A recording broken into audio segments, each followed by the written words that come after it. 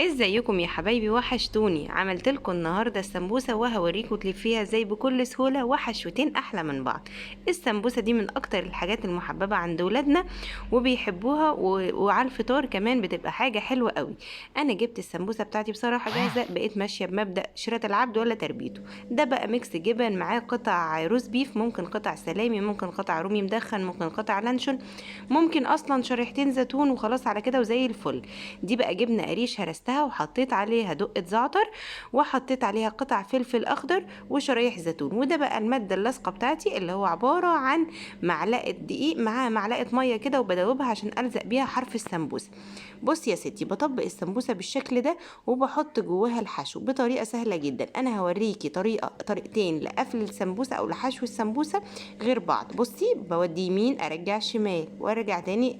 الحته دي لقيتها باينه كده هتطلع مني حشو في الزيت، ارجع تاني اقفل كويس، وتروحي لازقه الحرف كده بنقطه دقيق بميه من اللي احنا عاملينها ده وتحطيها. دي بتطلع لك الشكل مثلث متساوي الاضلاع اهو. بنلف في الاول نعمل زي قرطاس كده، ونقفل يمين في شمال، وبعدين في الاخر نحط نقطه الصمغ بتاعنا اللي بنقفل بيها اللي هي دقيق بميه، ونقفل بالشكل ده. تعالي بقى هنعمل الحشوه التانية بلفه تانية. بصي، احنا بنقفل الاول مثلث، بنجيبه على النص وبعدين نرجع نجيبه على الاخر، بيطلع معانا مثلث متساوي الاضلاع. بصي، واطلع لفوق وارجع يمين اهو، واروح قافله الحرف. بصي بقى ده بيطلع معايا ازاي المثلث بتاعي. ده مثلث زاويه قايمه، والتاني طلع معايا مثلث متساوي الاضلاع اهو. باين الفرق بينهم عشان لما اطلع من الفريزر ابقى عارفه اهو. جيب يمين وبعدين في النص وبعدين نودي شمال اهو. كده هيطلع معايا مثلث قائم الزاوية.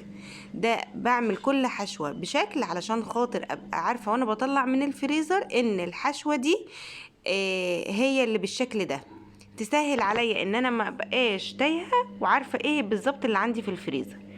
وبكمل بقى السمبوسه بتاعتي بالطريقه دي اهو. بعد لكم تاني، ده المثلث متساوي الاضلاع بنقفله قفلتين اتنين، بناخد يمين في شمال وبعدين نحط الحشو بتاعنا اهو،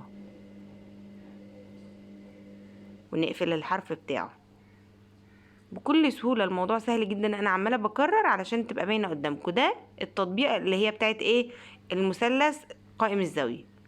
بقفلها 3 قفلات، اخد يمين وبعدين في النص وبعدين شمال. بصي، انتي ممكن اول واحدتين 3 سمبوسة الدنيا تلخبط معاكي، بعد كده هتظبط معاكي وهتبقى زي الفل اهو.